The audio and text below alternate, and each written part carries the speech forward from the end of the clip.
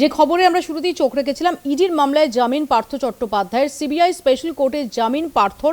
Newsroom থেকে আমাদের সঙ্গে রয়েছেন আমাদের প্রতিনিধি পীযূষ কান্তি নাগ। পীযূষ, সিবিআই স্পেশাল কোর্টে বিচারক শুভেন্দু সাহার এজলাস থেকে আজকে জামিন পেলেন পার্থ চট্টোপাধ্যায়।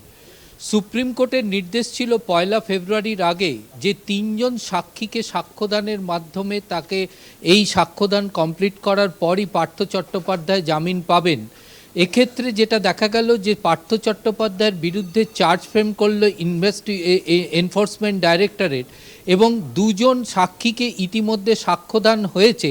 কিন্তু আজকে যে সাক্ষীর হাজির করার কথা ছিল, অর্থাৎ 3 নম্বর সাক্ষী, তিনি হাজির থাকলেও সূত্র মারফত আমরা যেটা জানতে পাচ্ছি সেটা হচ্ছে যে তার কোনো সাক্ষ্যদান করা হয়নি, সেটা ডিফার্ড করা হয়েছে।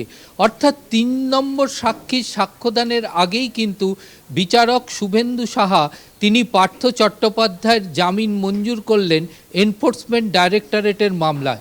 এবং এতে শর্ত হিসাবে কলকাতা হাইকোর্ট থেকে এই প্রাইমারি রিক্রুটমেন্টের নিয়োগ নিয়ে যে সমস্ত অভিযুক্তরা জামিন পেয়েছেন এবং যে শর্তে জামিন পেয়েছেন সেই শর্তগুলি বহাল রাখল নিম্ন আদালত।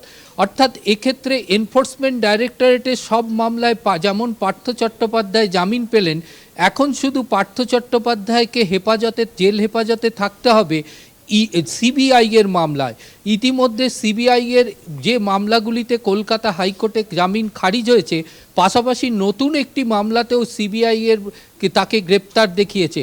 অর্থাৎ সেই মামলাতেও কিন্তু তাকে নিম্ন আদালতে জামিন পেতে হবে এবং এই সিবিআই এর সমস্ত মামলাতে জামিন পাওয়ার পরতেই পার্থ চট্টোপাধ্যায় জেল মুক্ত হবে। অর্থাৎ পীযূষ, যে যদিও এখনই জেলের বাইরে বেরোনো হচ্ছে না পার্থ চট্টোপাধ্যায়, তাই একদমই তাই।